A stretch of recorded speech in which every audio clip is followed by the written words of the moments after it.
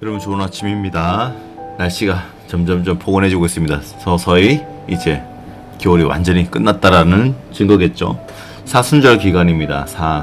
순이 난다라는 거, 40일 동안 새로운 순. 자, 순이라는 것은 뭘까요? 봄을 의미하겠죠.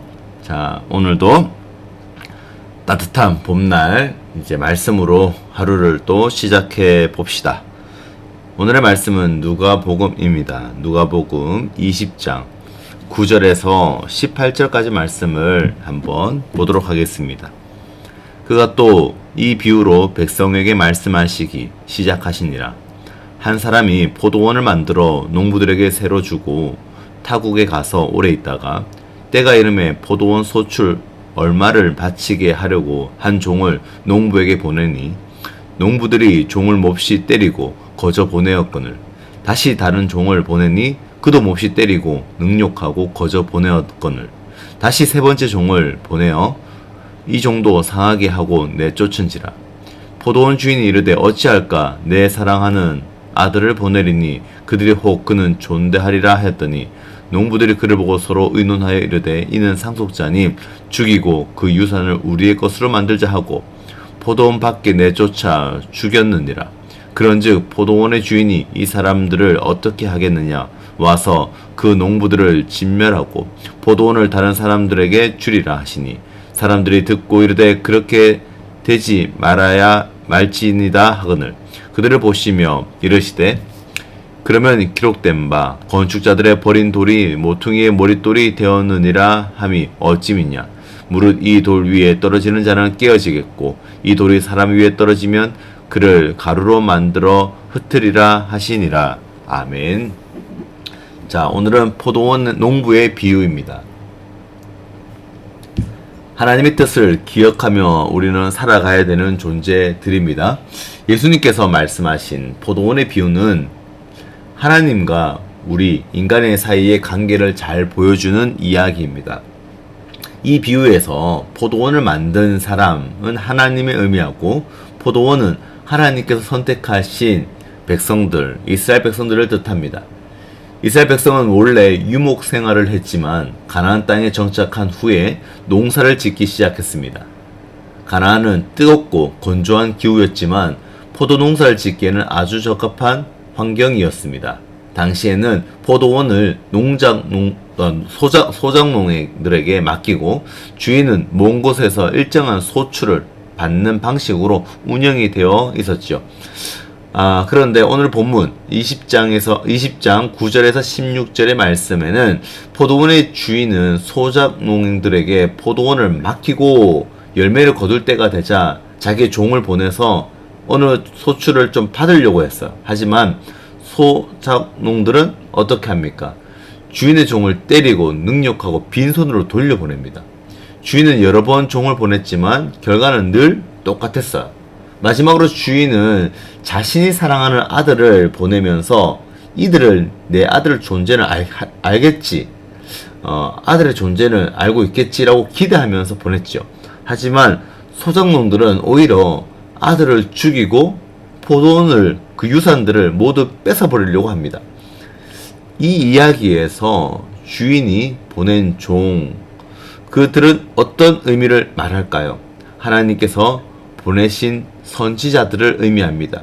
지금까지 하나님은 하나님의 음성, 하나님의 말씀을 선지자를 통하여서 이스라엘 백성들에게 끊임없이 메시지를 전달했었습니다.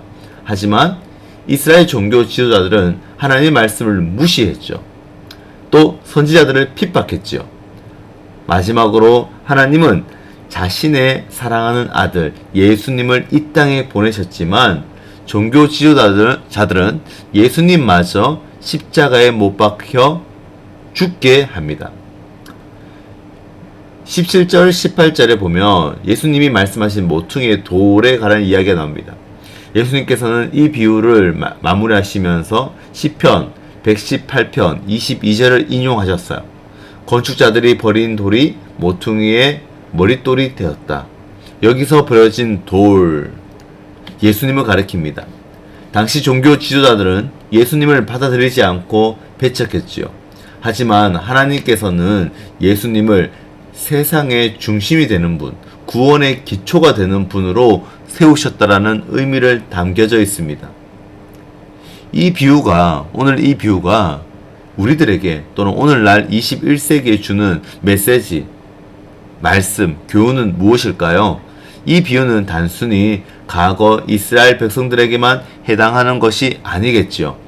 우리의 삶 속에서도 하나님께서 주인 되심으로 인정을 하고 모든 것을 내 것처럼 움켜쥐는 모습 얼마나 많이 있습니까? 이 모든 것 하나님의 은혜이시고 하나님께서 주셨음에도 불구하고 이게 다 내 거였고 다 내 거였다라고 생각을 하고 더 나아가 더 욕심부리고 탐심으로 모든 것을 더 가지려고 하는 우리들의 모습들이 얼마나 많이 있느냐 말이에요. 건강도 그렇고요. 돈도 그렇고 가족의 또 미래까지 이 모든 것이 하나님께서 우리에게 맡겨주신 것. 그래서 우리는 청지기의 역할을 감당해야 하는 사람들입니다. 그런데 우리는 종종 내가 주인인 것처럼 착각할 때가 있습니다. 하나님께서 나에게 주신 것을 나누고 감사하는 삶이 아니라 욕심과 탐욕에 빠질 때가 있다라는 거예요. 하나님 없이 내 마음대로 살아갈 때 결국 그 끝에는 만족이 아니라 공허함과 무너짐이 찾아옵니다. 예수님께서 누가복음에서 비유로 말씀하시지만은 돈에 관한 것도 굉장히 언급을 많이 하십니다. 부자가 천국에 가는 것은 낙타가 바늘 구멍 들어가는 것만큼 어렵다라고 이야기하는 것처럼 부자들에 관한 것을 조금 조심스럽게 예수님은 계속 누가복음에서 이야기해요. 부자들 안 된다. 부자들 안 된다. 왜 그럴까요? 그만큼 하나님의 나라, 천국, 낙원에 들어가기에는요, 굉장히 어렵다라는 거예요. 또 돈을 사랑한다는 것 그만큼 우리는 사탄에게 무릎 꿇고 있다라는 겁니다. 성경에서는 하나님도 그 돈을 물질을 허락해 주시고요.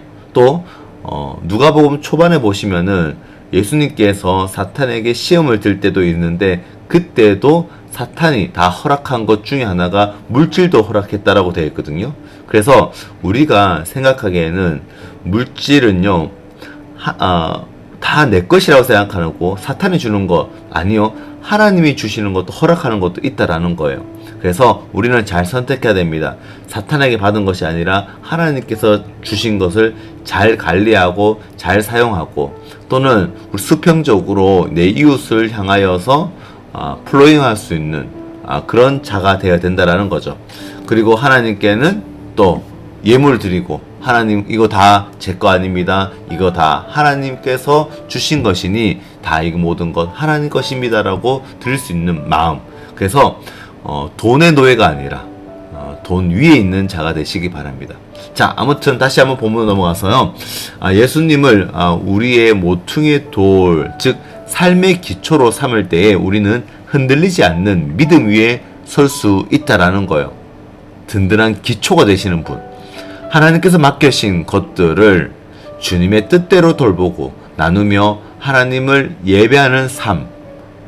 그 삶을 살아갈 때에 우리는 진정한 주님이 주시는 그 놀라우신 평안과 기쁨을 누릴 수가 있다라는 거예요. 여러분, 오늘 하루 어떻게 살아가야 될까요? 모든 것이 하나님의 것임을 기억하시기 바랍니다. 나의 재능, 나의 시간, 물질까지도 하나님이 우리에게 맡기신 것을 인정하셔야 됩니다. 또 두 번째는 어떻게 해요? 예수님을 더욱더 존대하며 살아가시기를 바랍니다. 우리의 삶의 주인으로 모시고 날마다 예배하며 기도하는 삶. 마지막으로 그 나눔과 섬김의 삶을 실천하는 그러한 한 명 한 명이 되시기를 바라요. 포도원을 맡은 청지기처럼 하나님이 주신 것들을 올바르게 사용하기를 바랍니다. 우리는 이 세상에서 하나님이 포도원을 맡은 청지기입니다. 하나님께서 우리에게 맡기신 것들을 감사함으로 관리하고 하나님을 예배하며 살아갈 때에 하나님께서는 기뻐하시고 우리를 더욱더 풍성한 삶으로 인도해 주실 것입니다. 여러분, 그것을 믿으며 살아가시기를 예수님의 이름으로 축복합니다. 기도하겠습니다. 하나님 아버지 감사합니다. 우리가 누리는 모든 것이 하나님의 은혜였음을 기억합니다. 그러나 오늘도 그 감사하지 못하고 오히려 주인 노릇했던 우리들의 모습들, 지난 날들 회개하며 용서를 구하오니 주님, 우리의 죄를 용서하여 주시옵소서. 하나님, 내 것이라고 우리 손에 쥐고 있었던 모든 것들 주님의 말씀 앞에서 청지기의 역할을 다시 한 번 더 감당하게 하시고 모든 것 하나님께서 왔다는 것을 믿고 신뢰할 수 있도록 믿음을 허락하여 주시옵소서. 우리가 더욱더 우리의 삶을 긍휼히 여겨 예수 그리스도의 삶으로 새 삶을 살게 하여 주시고 세상에 빼앗겼던 우리들의 시선들을 다시 예수님에게 옮기게 하시고 삶의 모든 영역에서 그 모든 영역을 주님께 영광 돌려 새로운 삶을 또 예배자의 삶을 주의 백성 주님의 자녀답게 살아갈 수 있도록 인도하여 주시옵소서. 오늘 하루도 주님과 더불어 이웃을 더불어 살아내기를 소망하며 이 모든 말씀 살아계신 예수님의 이름으로 감사하며 기도드리옵나이다. 아멘.